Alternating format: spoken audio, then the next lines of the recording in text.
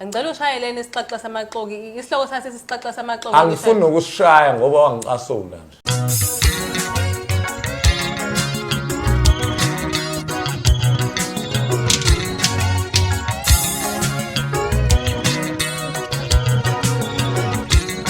UKhuzani uchitha indaba zokweneta uMbuzeni. Ngubingelele lapho ngamukele mukele emakhaya Esimanzonzo wethulela khona indaba zaMaskand ehlabahlosile nefence card. Mbule emakhaya isikhathi masikanje ngaphandle ukuthi ngipholisa amaseko ake ngihlale kulo udaba olushisayo lapho kudotsela khona udaba lokuthi uKhuzani uchitha indaba zokweneta yena uMbuzeni. uMbuzeni ngempela owaduma ngengoma ethi Shine Bright Like a Diamond, ingoma kwake remix kaRihanna. Uphinde futhi kwaba khona amahembezi ukuthi uzocula nalomculo phesheya uRihanna. Noma kusenjalo ke kodwa ke yena lo mculo wade biziwe lapha embusweni amaciko neGezani and Media and Production. Njengoba sazi ukuthi njalo lehlalo luhlelo njalo kuba khona lapha lube live lapha ku Facebook na ku TikTok.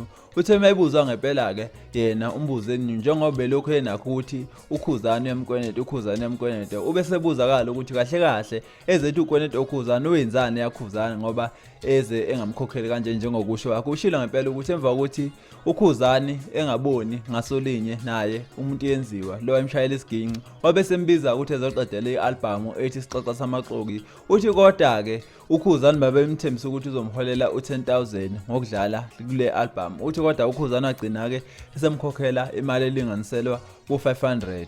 Uthi nalo mali leyo ke eyasalayo u9500 uyofuna. Uthe mayiphawula uKhuzani yasho ngempela ukuthi ayikho yonke lento le esho uMbuzeni. Uthi kodwa uqinisile weza wazozama ukuzoqedela album. Uthi kodwa futhi kwangeyona le ngoma ethi ixaxa samaxoki. Uthi kwakuyingoma eku track 5. Uthi wazama uMbuzeni ungena kushuni wakhe uKhuzani. Uthi kodwa uKhuzani wabona ngempela ukuthi uMbuzeni cha akakwazi ungena kuloshuni lokho ufunayo. Uthi wabe esembonga ke ngemali elinganisela ku500. Uthi le mali le wayengamkhokheli ukuthi wenze ingoma kodwa wayemkhokhela ukuthi ukwazile ukutravela aza afike e-studio. Uthi ngokubona ukuthi ngempela uMbuzeni hlulekile kuloshuni uthi wabesalanda omunye umuntu ukuthi azomdlalela le ngoma le esisele kule album.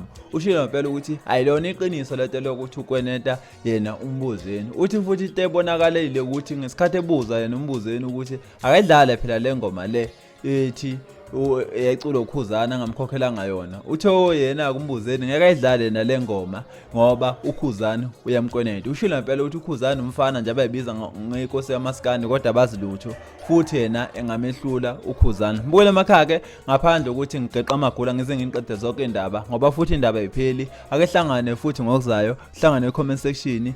Till next time. Siyabonga.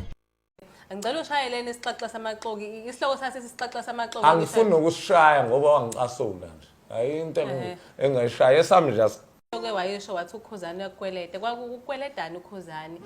Kunini lana nisebenze khona ndawonye mhlawumbe wangakhokhela. isixaxa samaxoki. Ngangishaya isixaxa samaxoki lo mfana.